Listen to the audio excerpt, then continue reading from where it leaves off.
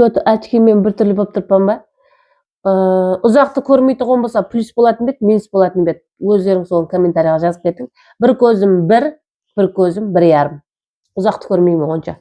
Bir түрлүү болуп турупту, bir түрлүү болсо да кагазга караганда карамас. Ушу очкиди такпасам болбойт. Бүгүн менен өзгөчө bir контент болот. Контент болгондо да ушу жасыма дейин, ушу жас болгондо 28 жасыма дейин акырына чейин таусуп көрген сериалдарымдын топ 3-лүгүн санап өтөбүз. Кичкентай убактымдан башлап сериалдарды көп көргөнмүн. Эми бирөөлөрүн түшүнүп көргөнмүн, бирөөлөрүн түшүнбөй балалык менен көргөнмүн. Себеби ана дастурхандын башында хамма со сериалды көрүп отурса, сен сону көрүүгө мажбурсың. Сондай болуп көргөн сериалдарым бар. Бирок өзүмдүн жакшы көрүп, эмоция менен келесі сериясын күтүп жүргөн сериалдарым ол 3 дана. Оларды айтпастан бурун мен силерге өзүмдүн бала убактымда кызык окуяларды айтып берейин. Менимче сол мектепке бармасынан бурун эди, 2002-2003 чыгар. Сол убактыларда ар бир үйдө бир телевизордон жок эди. Коңсумуздун үйүндө бир телевизор бар эди. Соган биздин ажапамдар сериал көрүүгө баратын эди. Менимче 2007 ма, 2006 ма биздер биринчи телевизорубузду алдык. Соган чекем коңсумуздун үйүнө телевизор көрүүгө баратын эди ажапамдар. Олардын изинен мен жылап, папам менен мамама айтып, калмайман деп изине ерип баратын эдим. Бирок сериал каякта мен баргандан кийин уйкулап калып, эртеңине бакырсың баарын естип, сонда да кечте тагы аркысында жок, тагы жылап папам менен мамама айтып тагы баратын эдим. Сол убактыларда көрө турган сериалы Кыш санаташар, Юджин Жунсан. Сол сериалы яман ажапамдар жакшы көрүп, сүйсүнөм. Ана Юджин менен Жунсан экөө бирөө-бирөөнү деп карама каршы көрмөй өтүп кететін жерлерде давлениелери жүзгө чыгып сөйтүп көрүп отуратын эдим. Менин көрген сериалдарымды дәуір-дәуірге бөлүп алатыгым болса, сол 2002-2008 арасында биздерде телеканалларыбыздан корейский сериалдарды көп беретін edi го. Солардын эң топ дарежеге чыккан дәуірі менимче сол жылдар чыгар, эми алжаскан болсам. Былай болуу мүмкүн. Себеби сол убактыларда сол Кыш санатасы, Кролича, Жумонг, Жамбого, одан да башка Yoz ifori, Kuz ertagi деген ар түрлүү сондай корейский сериалдарды көрөтүн едик. Енді корейский деп айтып атырганымдын себеби биздерде мындай көзлөрү тыйган болсо кәрислер дейди го, кәрис көз дейди ушундайларды. Кореяда чыгарылган сериал ма, я болмаса Кытайда, Япония, ояк бутулерде чыгарганбы, аныгын билбейбиз, бирок сонда да көзү мындай тыйган болгон үчүн улар кәрислер. Бизге корейский кино. Сол убактыларда ажапамдар кино кахраманларынын мындай кичкентай сүрөтлөрү болатын эди го, бир катталап кагазда цветной. Сондайларын жыйнап, анкеталардын ичине салып, енді о дәуірлер басқаша. Ал енді сол 2005-тен жукарысына карап турецкий сериалдар кирип басылат. Сол убактыларда да бар болуу мүмкүн. Енді мен жаңа айтканымдай былай алжасып турган болума мүмкүн. Турецкий сериалдар да өмүрүбүздө үлкөн рөл ойноп кетти. Хаммабыз көрөтүн болдук, жакшы көрүп, интизарлык менен күтүп отуратын болдук. Онун арасында мексиканский кинолор бар эди. Эсмералда ядыңызда чыгар. Эсмералдага да каттыган нерв жететин, үйүмүздүн иши менен косулуп. Жаңагы чайдын басында көрүп отурсак, Өзбекстан телерадио каналларынын эң бир мактай турган жери кәдимги бирөө-бирөөнү кучаклаган, копал кылып айтканда сүйүскөн кадрлардын, эпизодлардын баарын кесип алып тастайтын. Ол үчүн өзүлөрүбүздүн Өзбекстан телеканалларына өз алдына рахмет айтамын. Себеби сол убакта папам, ажагалар, ажапалар хаммабыз бирге көрүп отура берет эдик го. Сол убакта бир кысыныспак жагдайга түшүп калмообузга көп жардам берген Өзбекстан телеканаллары. Ал енді менің топ 3-лүгүмө келетигим болсак, 3-орундан башлайын. Медал жарышларда медал тапсырганда да 3-орундан башлайт го, сондай 3-орундан башлайын. Ол албетте турецкий сериал. Кайсы деп ойлойсуз? Ишк эртеги деген сериал. Главный рөллөрүндө Селим, Эсма, Демир дегендер. Ядыңызга түшпөй, ядыңызга түшкөн болсо, көргөн болсоңуз комментарийга жазып кетиң.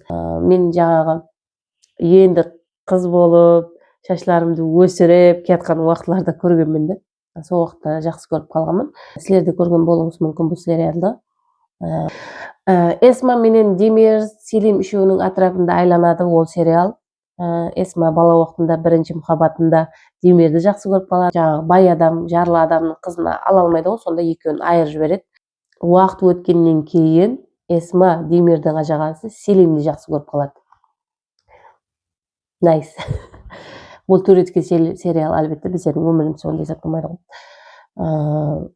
Олар экөөнө да көпчүлүк каршылык этеди, бирок Демир үйдүн эрке баласы, ол өзүнүн жакшы көргөн мухаббатын коргой алмайды, бирок Селим иси акыл бүтүн үйдүн үлкөнү, ол өзүнүн мухаббаты үчүн күрөшүп, акырсында Esmага үйлөнөт.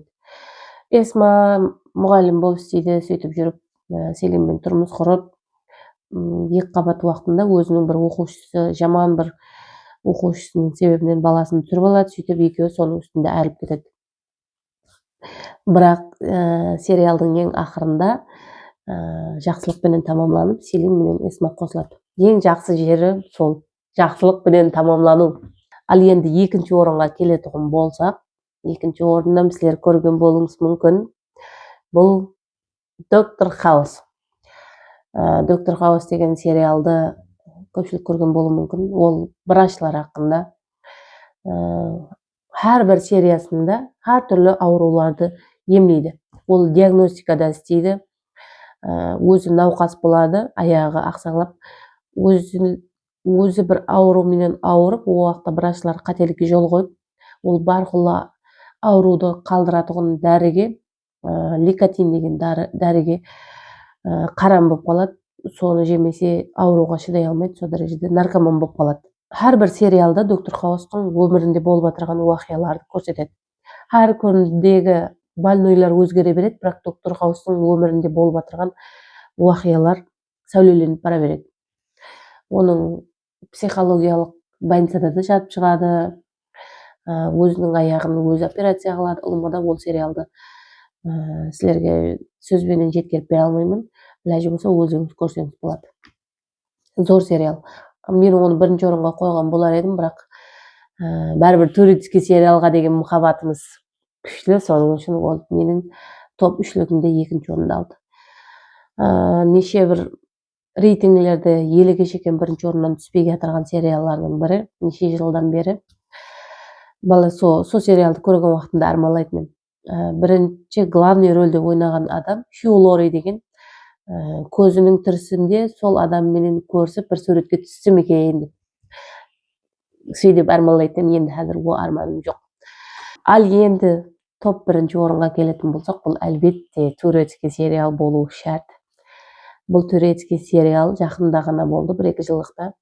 Бұл Айон сериалы. Бұл сериал сол дәрежеде түсірілген, бір әйел адамның қандай қиыншылықтарға шыдау мүмкін екенін, қандай қиыншылықтарды жеңіп өтуге күші келетұғынын көрсетіп бере алған. Тағы бір жері, бұл жерде шын мұхаббаттың қандай болу керек екенін түсіндім. Ананың балаларына деген қамқорлығын, балаларына деген құрбанлығын, бұлым айтқанда топ дәрежедегі сериал. Бахар деген қыздың өмірінде болып атырған жағдайларды сәулелендіреді. Бахар деген қыздың мамасы Бахарды папасына тастап, өзінің басқа бір жақсы көрген адамменен қашып кетеді. Сөйтіп ол тұрмыс құрады. Оның Ширин деген бір қызы болады. Бахар үлкейіп, не алған соң папасы қайтыс болып қалады. Папасынан қайтыс болып, бір өзі қалғаннан кейін Сарп деген жігітті жақсы көріп, онымен тұрмыс құрып перзентлі болады. Перзентлі болғаннан кейін Сарп Бахарды мамасы менен жаңағы әкесі басқа туысқаны бар ғой, сонымен жарастырайын деп олардың үйіне барады. Сөйтіп олармен общение ұстап, Бахарды да әкелемен деп не қылады. Сөйтіп жүргенде Ширин Сарпты жақсы көріп қалады.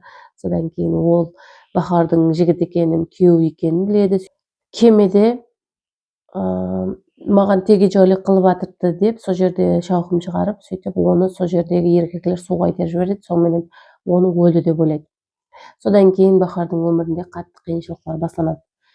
Ол жаңағы шешесінен һәм сіңлісінен алысқа кетеді. Сөйтіп квартираларда жүреді, 2 перзентіменен.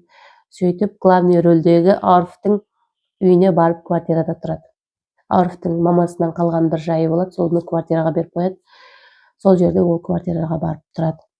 Содан кейін басталады. Арыф оны жақсы көріп қалады, сөйтіп барқылы оған жәрдемдесіп көмектесіп жүреді. Сөйтіп жүргенде Бахар ауыр кеселдікке ұшырап ауырып қалады. Уақыттың өтуіменен қайтадан сарп олардың өмірінде пайда болады. Бірақ қайттан өліп қалады, олым айтқанда. Бұл сериалды өзіңіз көрсеңіз қатты қызық болады. Мен ақырына шекем айта бермеймін, себебі сіздерді қызықтырмай қалуыңыз мүмкін. Маған Арыфтың несі ұнайды? Арыфтың мұхаббаты ең шын мұхаббат. Себебі мен мұхаббат дегенді бұрын түсінбейтін едім, сол сериалды көргеннен кейін білдім. Мұхаббат деген мен үшін мынандай да, қараң. Мысалға сіз біреуді жақсы көресіз. Ол сізді жақсы көрмейді, ол басқа біреуді деп басқа біреуді жақсы көреді. Ішіңіз өртеніп тұрады. Соны жақсы көріп, өзіңіздікі қылғыңыз келіп, ішіңіз өртеніп тұрады. Бірақ сонда да оған тек қана жақсылықты тілеп, бақыт тілеу. Жауапсыз мұхаббат дейме? Арыфтікі баста сондай болады. Арыф еш нәрсе күтпейді Бахардан. Барынша жақсы көреді, барынша қабылдайды. Екі баласы болса да, ол үйленбеген. Екі баласы болса да, Бахардың екі баласы бар ғой. Екі баласы болса да, ауру болса да, жарлы болса да, бай болса да жақсы көреді, бірақ одан еш нәрсені талап етпейді. Ақырына шеккен мұхаббатында садық қалады, һәм ең ақырында бірге тұрмыс құрады. Бұл да жақсылықпенен тамамланады. Сосын Бахардың өмірі кітап болып басылып шығады. Содан кейін Бахар әстеместен көтеріліп, баяғы қиыншылықтардың барлығы ұмыт болады. Сондай бұл сериалды да сіздерге әлбетте ұсыныс етемін. Көруіңіз керек болған сериаллардың бірі. Менің топ 3-лігім солар. Бүгінгі контентіміз осындай сериаллар хақында болды. Сіздерге ұнады ма, ұнамады ма, бұны әлбетте пікірлеріңізді комментарияға жазып кетіңіз, себебі бұл менің үшін қатты мұхым дегеннің қарақалпақшасы қандай? Қатты ахаметке ие, себебі ендігі контентлерімнің қандай болуы һәм сіздерге ұнағанына қарап кейінгі контентлерді шығарамын. Соның үшін пікірлеріңізді әлбетте комментарияда күтіп қаламын. Ендігі контентлерде, қарақалпақша контентлерде көріскенше сау саламат болың.